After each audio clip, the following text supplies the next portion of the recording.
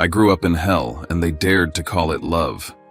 I wore the clothes my brother threw away, ate the scraps they left behind, and was told I should be grateful. Every moment of my childhood was a reminder that I was invisible, replaceable, disposable. And now, years later, I finally built a life of my own, a beach house by the ocean paid for with my sweat and my silence.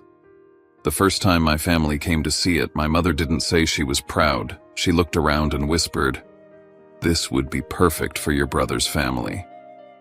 I just smiled and made one phone call. But before I share my story with you, I'd love to know you're here with me. Drop a simple hi in the comments so I know you're listening, or let me know where you're watching from. I love to see how far my story can reach. Thank you. And now, let me tell you everything. My name is Torin Lockmerrick, and if you feel even a piece of my story in your heart, please don't forget to subscribe. It means more than you know to know this voice is finally being heard. The late afternoon sun slanted across the porch, spilling through the tall glass doors into my kitchen. The sound of the waves was steady calm like a heartbeat against the shore. I stood at the island counter of my beach house in the Outer Banks, slowly pouring hot water into the pot of tea I'd prepared. The place smelled faintly of salt and wood polish, a scent that carried the quiet promise of something I had built on my own. This house had once been a storm-battered wreck. I had spent months repairing it, sanding the floors, replacing windows, scraping off rot until it breathed again. Not one call, not one visit from my family during that time. No congratulations when I signed the deed, no word of pride when I hauled this house back from ruin. Now for the first time they were here. My mother Lorraine, my older brother Beau, his wife Savannah, and their daughter Margot sat out on the deck as if they were waiting for service. Through the glass I could see them stretched out in the late sun. Savannah lounged with her phone in hand, legs crossed on my chaise like it belonged to her. Beau's face carried that casual entitlement I knew too well, the kind of look that said the world would eventually fold itself to his needs. Margot was the only one who didn't know any better, small and bright-eyed at 7, holding her stuffed dolphin while she pointed out seashells stuck in the deck's woodwork. Not one of them had said, "Well done." Not one. "We're proud of you." Instead, their eyes wandered across the space as if measuring walls, calculating value, inspecting an asset. My mother's gaze moved slow and precise fingers, brushing the edge of the window frame as if she were appraising it for someone else. I placed the cups on a tray, gripping my chipped teal mug tightly, the one relic I had carried from the house I grew up in. Its handle was cracked. The paint faded, but it was mine, the only thing from that childhood that hadn't been given to me secondhand. I carried the tray outside, set it on the low table between them. Lorraine didn't even look up as she said, "This place is perfect for Beau and Savannah. You're living here alone, Torin. It's too much house for just you." She didn't say it as a suggestion. She said it like a decree. The old rhythm of silence tugged at me, the rhythm where I swallowed my words and let them step over me. But my hand around the mug tightened. Inside me, something hard and sharp pressed back. I smiled a smile they wouldn't understand and placed my phone on the armrest beside me, the screen already open on Hollis Crane's number. I didn't press call, not yet. The evening sun painted the ocean in gold, and I thought, this visit isn't about tea. It never was. Margot's voice broke the heavy quiet. "Look what I've found," she cried, holding up a spiral seashell still damp with salt. She beamed with pride, her curls catching the sun. For a moment I saw a flash of innocence untouched by the games the adults played. I smiled at her, but inside the shell pulled me backward in time, back to the days when I was her age, and innocence meant being handed less and told it was enough. I remembered my 14th birthday. It fell on a Wednesday. There was no celebration, no balloons, no friends invited over. That night my parents carried out a cake. Half of it had already been eaten. I knew where it came from, Beau's party the weekend before. His name had been scraped off with a knife, and mine was scrawled across the top in uneven frosting, hurried and careless. I forced a smile clapped when they lit a crooked pink candle. Inside, I felt hollow. I didn't dare complain. Gratitude was demanded of me even for scraps. That was the language of my childhood leftovers passed off as blessings. Back on the deck, I mentioned it quietly. I still remember the birthday cake with Beau's name scraped off. That was mine, wasn't it? My mother's response came swift and sharp. Don't start playing the victim, Torin. You should have been grateful you even had cake at all. Not everyone gets that much. The words landed the way they always had, with the weight of dismissal. But this time something shifted. The silence that once smothered me now carried an edge. I placed my mug down the sound, a small punctuation against her accusation. Then Bo spoke, his voice low but steady, like he had rehearsed it. I lost my house, Torin. Foreclosure. We don't have anywhere to go.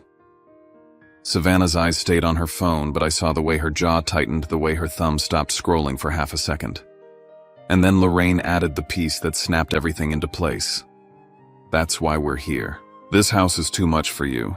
It's the solution for them. There it was. The real reason. Not pride, not love, just need dressed up as entitlement. The air around us grew heavy, the same kind of heaviness I had known since childhood when Bo got the first slice of everything. And I got what was left when my voice was brushed aside, when my existence was defined by how much I could give away. Except now at 31 in my own home with the deed in my name, I recognized it for what it was. This wasn't family visiting. This was the old script rewritten on new walls, and I was done playing the part they wrote for me. The scent of tea drifted between us, warm and harmless, but it couldn't soften the weight of the silence. Savannah set her phone down for the first time, her eyes gliding across the beams of the ceiling and the polished wood floors, as if she were about to compliment me. But instead, her voice carried that delicate edge of condescension. You've always been so stable, Torin. Nothing ever rattles you. You don't know what it feels like to struggle the way we have. A house this size, wouldn't it make sense to share it with family? Her words fell with practiced sympathy, but beneath it was an expectation as old as my childhood. My hand tightened around my mug, and before I could respond, the memory came back uninvited, sharp as salt in an open wound. I was 16 again. My guidance counselor, Mr. Hansen, had called me into his office. His smile had been kind, steady, his desk cluttered with pamphlets and college brochures. He told me I'd been chosen for the college prep summer program. It was competitive, selective, and free. He said I had potential, resilience, a mind worth shaping. I remember how my chest swelled with a hope I'd never dared to name. All it needed was a parent's signature. I had rushed home that afternoon, papers clutched in hand, heart pounding with possibility. I'd imagined myself spending weeks on a college campus learning, preparing for something greater. But when I showed my mother, she didn't even skim the form. She shook her head and said, "He's not college material. He needs to stay home and help with the house. That's what's practical." Bo had been leaning in the doorway, smirking, tossing a baseball up and down. He's scared of crowds anyway. He freezes in front of people. Not exactly leadership material, right? His laugh filled the kitchen, casual and cruel, while my dream dimmed in the space between them. I didn't argue. I folded the paper, slipped it into my backpack, and told Mr. Hansen the next day that my family couldn't make it work. I never spoke of it again. That was the summer I learned that being invisible was easier than fighting to be seen. Now, sitting across from them in my own home, I realized Savannah's words were just another version of that same dismissal. I set my mug down, the sound steady, decisive. "You think I've never struggled?" I said, my voice calm, though my chest burned. "You think this house fell into my lap?" Bo shifted in his chair, uneasy. I leaned forward, eyes fixed on him. "I already know about the foreclosure. My realtor told me last week. She didn't realize the property belonged to you when she mentioned it. So don't come here pretending I don't understand struggle." The air went still. Savannah's lips parted, searching for words. My mother blinked once, twice, like I'd spoken in a language she couldn't translate. And Bo?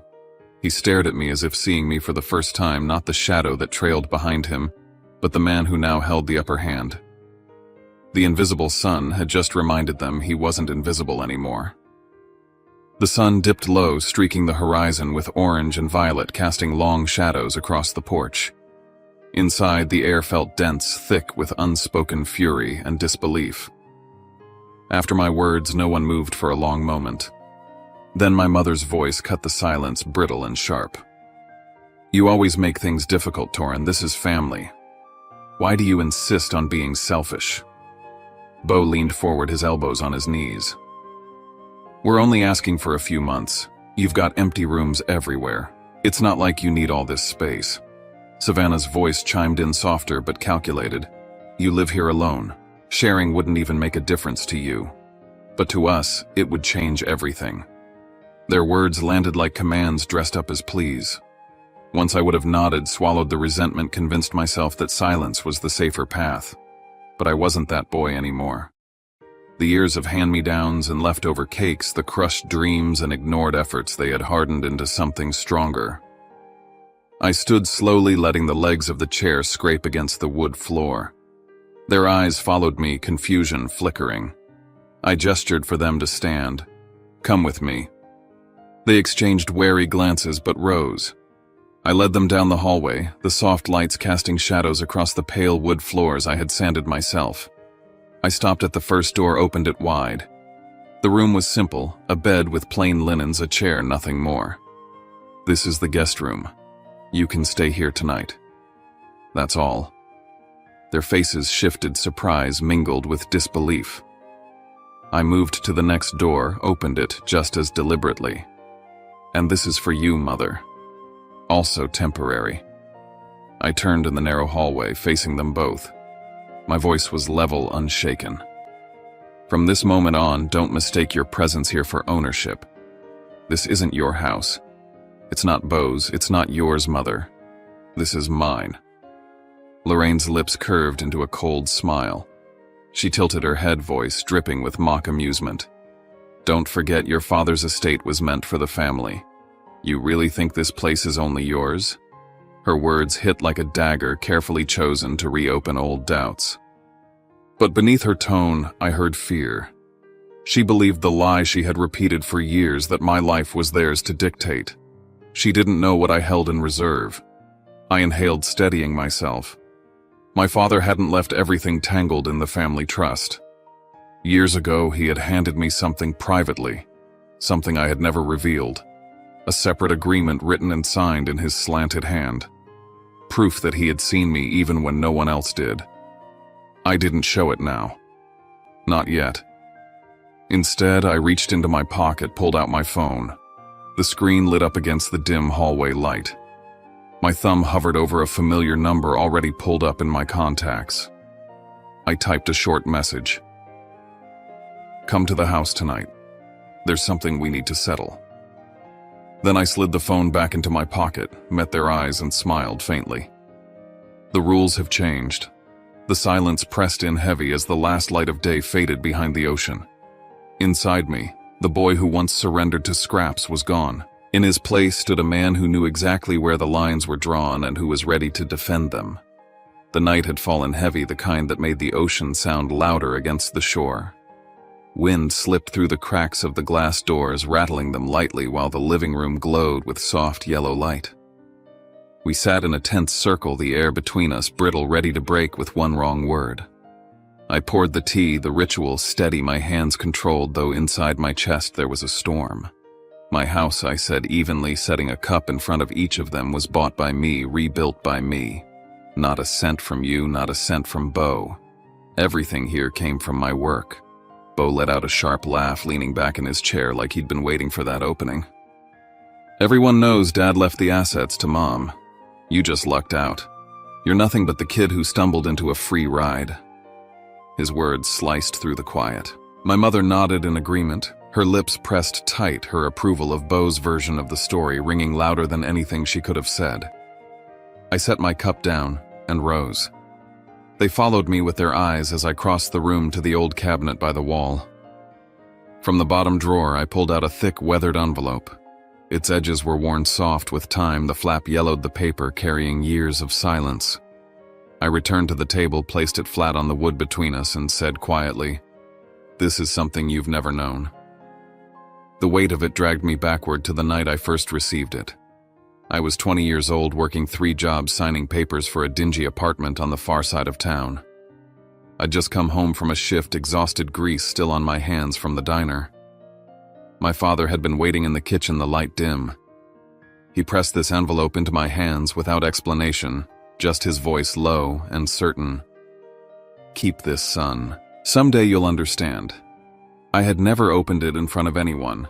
I had kept it tucked away as if my silence would guard it better than locks. Now I brushed my fingers across the flap but didn't open it yet. "If you keep denying my place here," I said softly, "I will read this aloud to everyone." The quiet that followed was so deep I could hear the surf hit the pilings under the house. My mother scoffed, her tone sharp.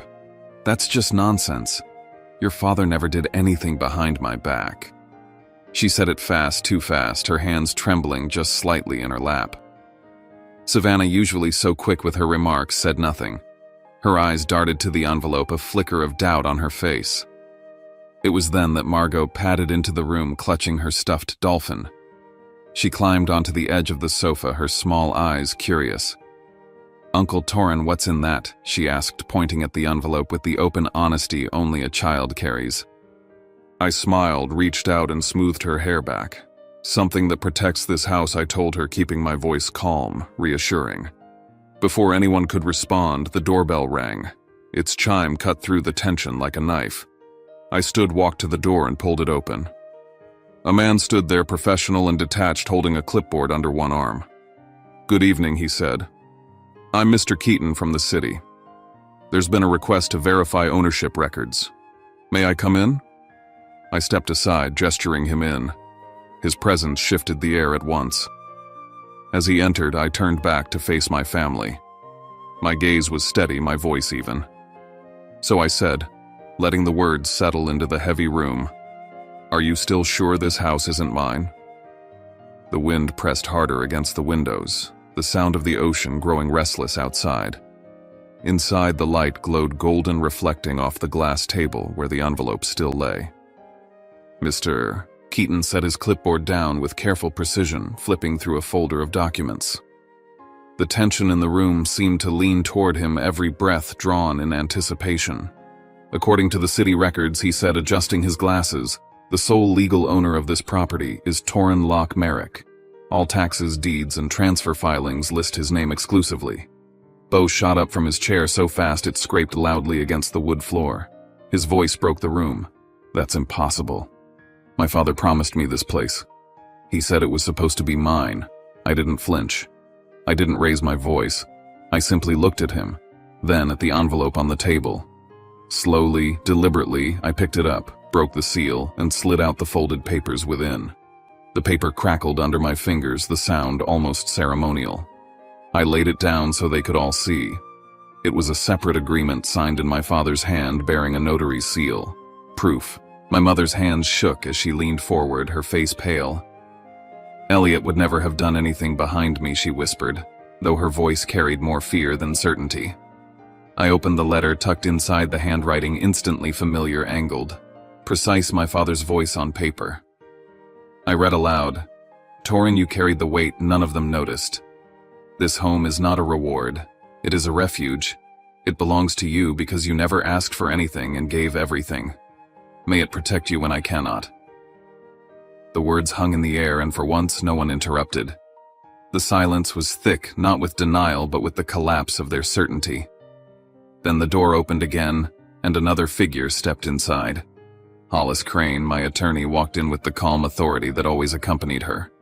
She carried a neat stack of documents and placed them on the table beside the city folder. "These," she said, her voice even, "are notarized copies of the agreement along with certified ownership records. They leave no room for argument." Bo stood rigid, his chest heaving. My mother stared at the table, her lips trembling, her hand pressed against her necklace like it might anchor her. Savannah stayed quiet, her eyes flickering between me and the papers, as if realizing that whatever game they thought they could play was already lost. I sat back, slowly lifted my chipped teal mug to my lips, and took a measured sip of tea. Its warmth spread through me, steady and grounding.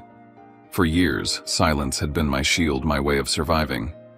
Tonight, that silence had turned into something else, a language of evidence, of signatures and seals of words my father left behind that no one could erase. The room was bright with lamplight, but it was brighter still with truth. And for the first time in my life, the weight of proof was on my side. The papers lay on the table in plain sight, my father's handwriting visible, the notary's seal shining under the lamp. Hollis Crane's calm voice still lingered in the air, but the silence that followed was short-lived.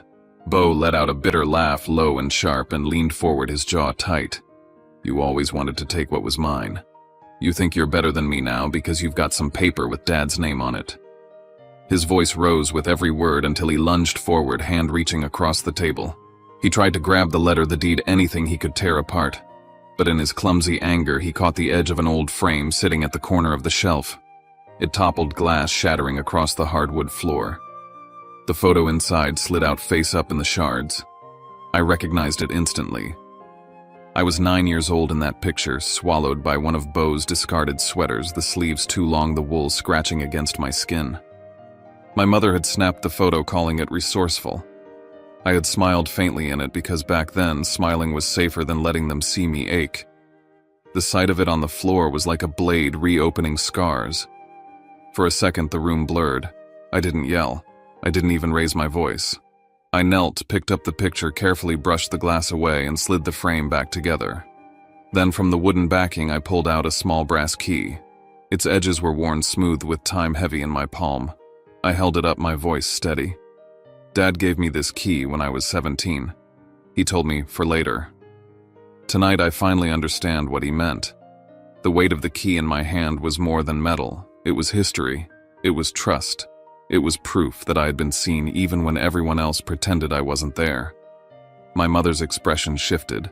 For the first time that night, her anger cracked into desperation. She stood and reached toward me. "Torin, please. Don't do this. Think about Margot. She needs her grandmother. She needs her family." I looked at the little girl sitting small in the corner, clutching her dolphin so tightly her knuckles turned white. Her eyes were wide, frightened, caught in the storm she never asked for. I crouched down and softened my voice. "Family doesn't mean taking what isn't yours," I said. "It doesn't mean breaking someone else to make yourself whole." Margot's eyes filled with tears, and she hugged her dolphin tighter. My words weren't for my mother. They were for her. A heavy knock rattled the door. Everyone froze. I set the key on the table and went to open it. Officer Burke stood on the porch, hat pulled low, clipboard in hand, the night air curling around him. His eyes swept over the tense faces inside. "There's been a report of a disturbance," he said. "I'm here to assess what's going on." The room stiffened with his presence, the fragile mask my family wore beginning to crumble completely. Inside, I felt something shift. This wasn't just about words anymore. The fight had moved into the open, and there would be no turning back. It was near midnight, the waves outside hammering the shore with relentless force. The air pressed cold against the windows, carrying the tang of salt. Inside, the living room burned with light. Officer Burke stood near the door, arms crossed, his gaze firm. Hollis Crane was at my side, her stack of documents untouched on the table, but more powerful than any weapon. He cleared his throat and spoke with authority.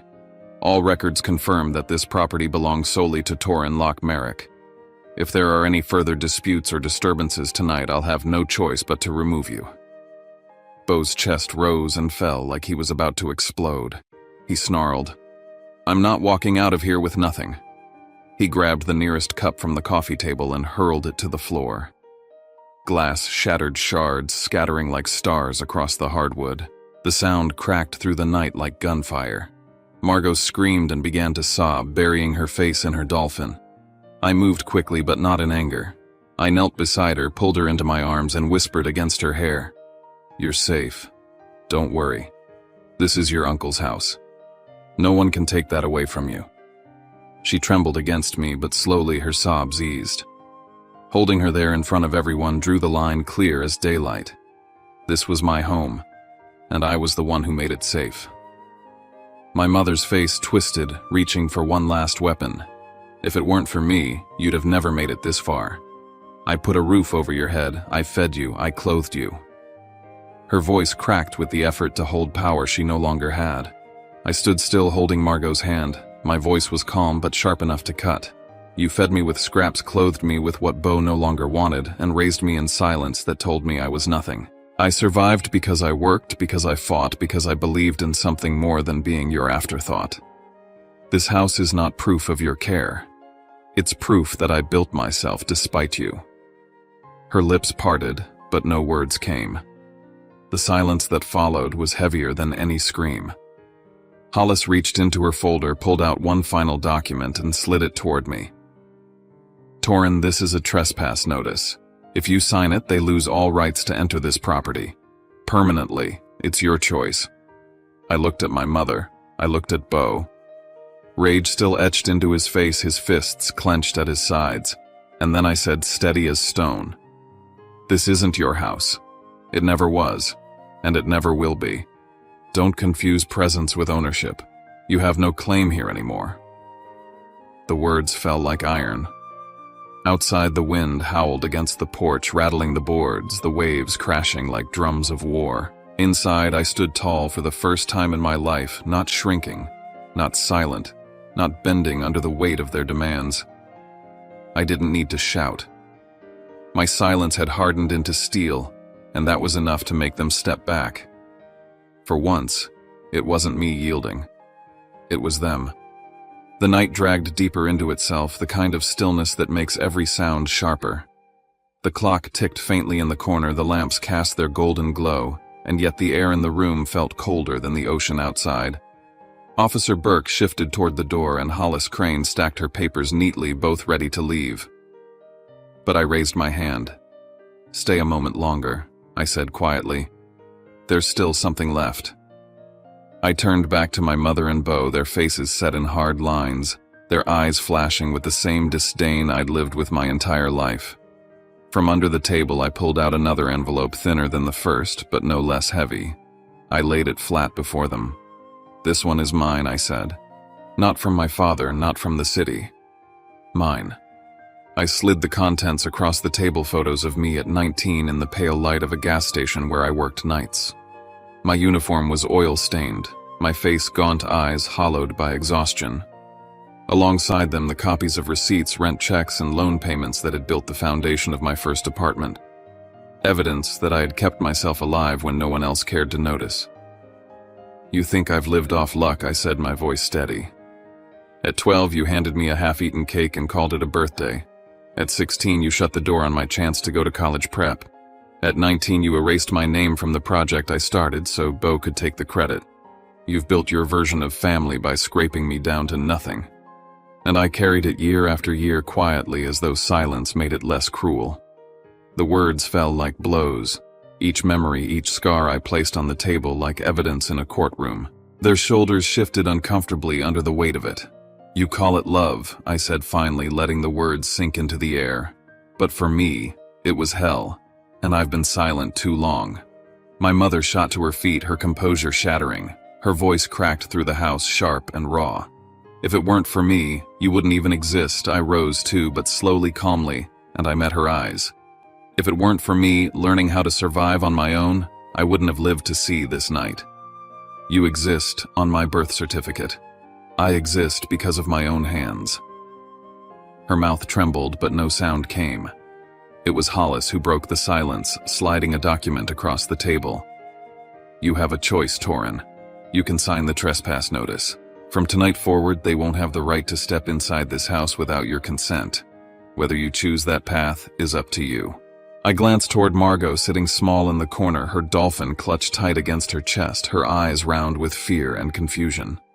She had heard every word. My throat tightened. I didn't want her to grow up believing that love was silence, that family meant surrender. I took the pen Hollis held out. "I'll sign," I said. My voice was soft but unyielding, because from tonight my silence no longer means agreement. The pen scratched across the paper, and when I lifted it, the weight slid from my shoulders. Officer Burke took the document, his tone firm but not unkind.